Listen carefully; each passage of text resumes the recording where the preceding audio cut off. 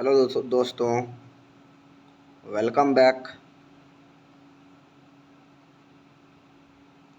दोस्तों, आप लोगों के बीच मैं पुनः आ चुका हूं और 6 दिन लगातार क्लासेस डिस्टर्ब हुई थी। इसके लिए मैं क्षमा चाहता हूं। लेकिन आप ये देख रहे होंगे कि ये क्लास का जो तरीका है वो बिल्कुल बदल चुका है। पहले मैं डायरेक्ट आपके सामने वाइट बोर्ड पर और मार्कर के सहारे आया करता था, जिसमें कई सारी परेशानियां भी होती थी।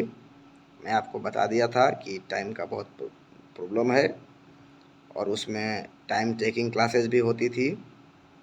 वजह ये था कि आपको समझाना, फिर उसको बोर्ड पे लिखना, फिर आपको मटेरियल देना, फिर आपको कॉपी पर लिखवाना। तो ये तमाम सारी कठिनाई थी जिसको दूर करना अनिवार्य था। तो मैं प्रयास किया था कि ये सारी कमी को किसी भी तरीके से हैंडल किया जाए और ये 5-6 दिन इसी में लग गया। पीडीएफ बनाने में काफ़ी मेहनत भी लगता है।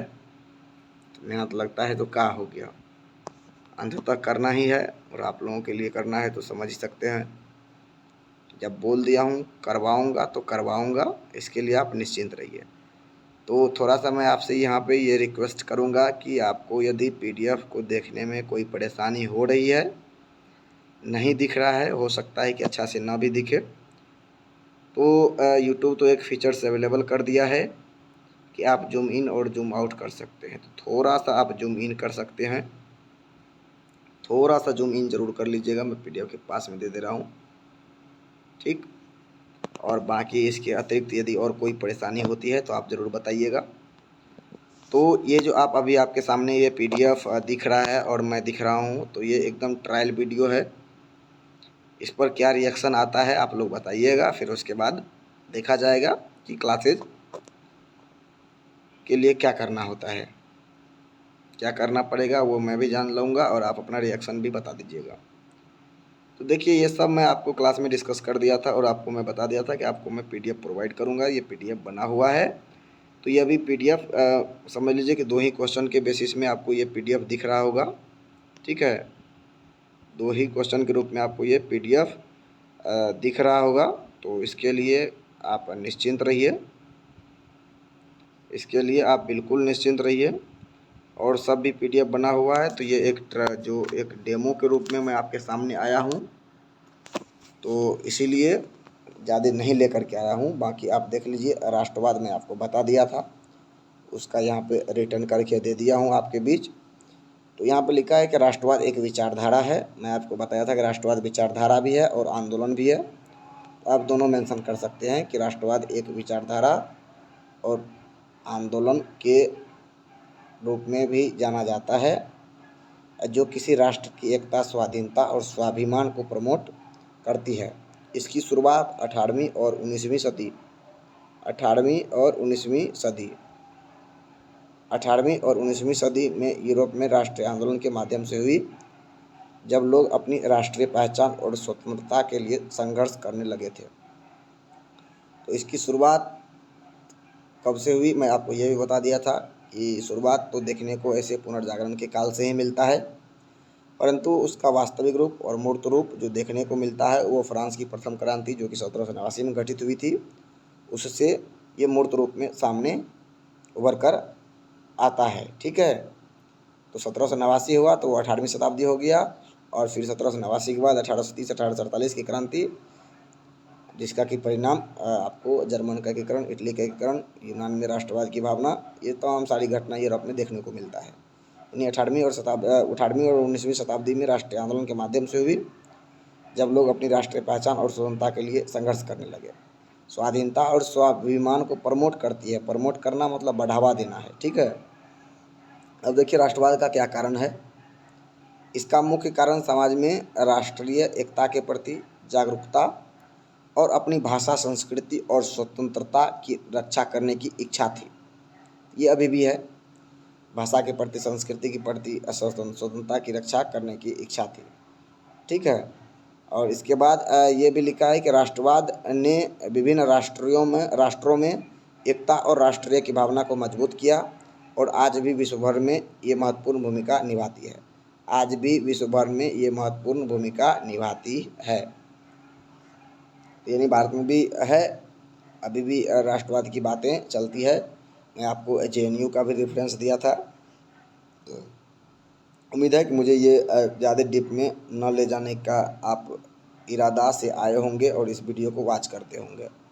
ठीक है, तो मैं बता दिया हूँ क्लास में, तो यहाँ ज़्यादा डीप में ना जाऊँगा, ये एक डेमो वीडियो है।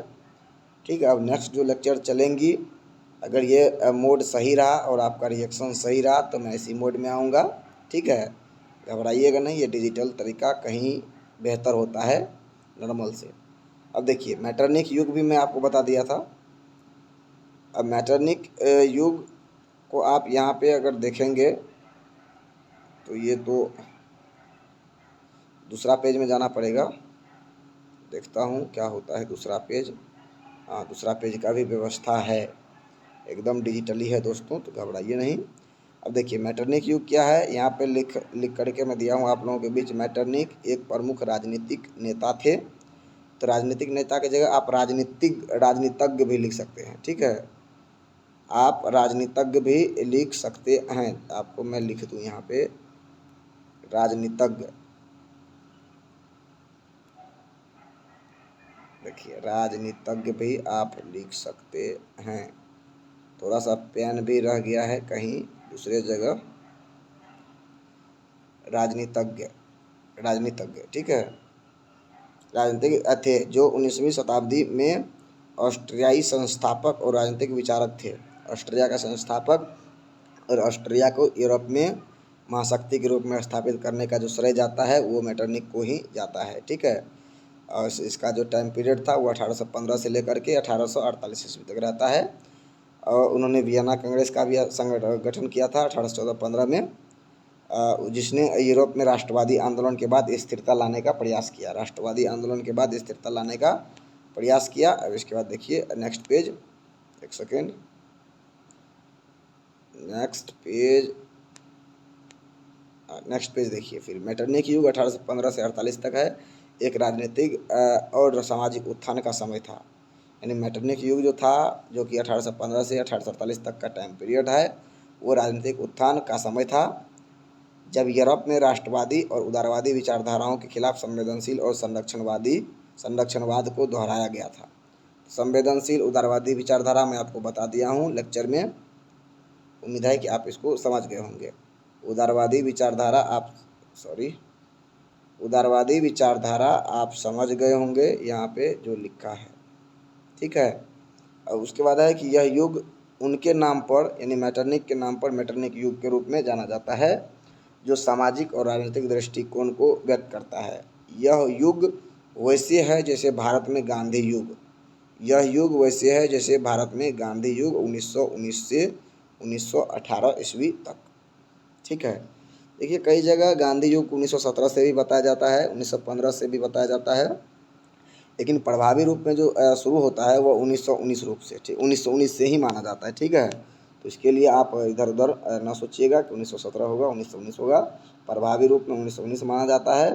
ठीक है, और हालांकि 17 में ही आंदोलन शुरू हो गया था, तो फिर भी उतना प्रभावकारी आंदोलन नहीं था और उतना प्रभाव नहीं था जितना 1919 से देखा जाता है गांधी के द्वारा।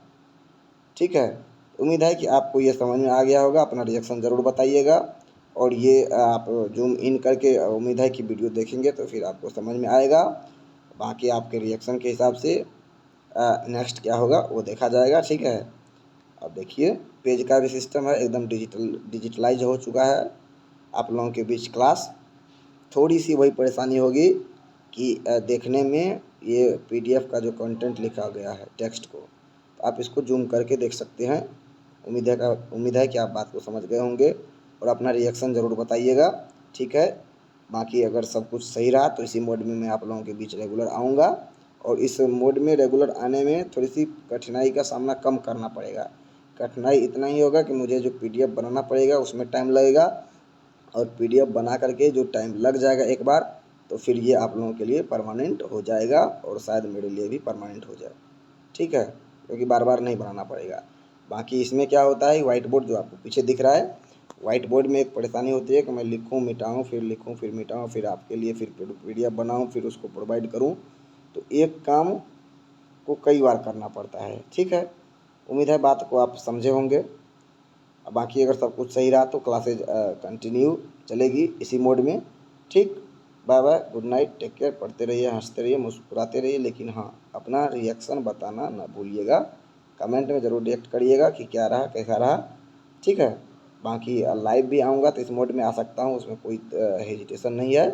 बट आप थोड़ा सा पेशेंस रखिएगा, 2 दिन 3 दिन डिले अगर हुआ तो फिर समझ लीजिए कि जब जगे तब सवेरा, और जो लेट के साथ जो आपकी शुरुआत होगी वो बेहतर होगी। ठीक है, उतना बात करेंगे क्लास में। आज के लिए इतना ही, मिलते हैं नेक्स्ट लेक्चर में। बाय बाय, टेक केयर, पढ़िए, हंसिए, मुस्कुराइए, रिलैक्स रहिए, टेंशन फ्री रहिए।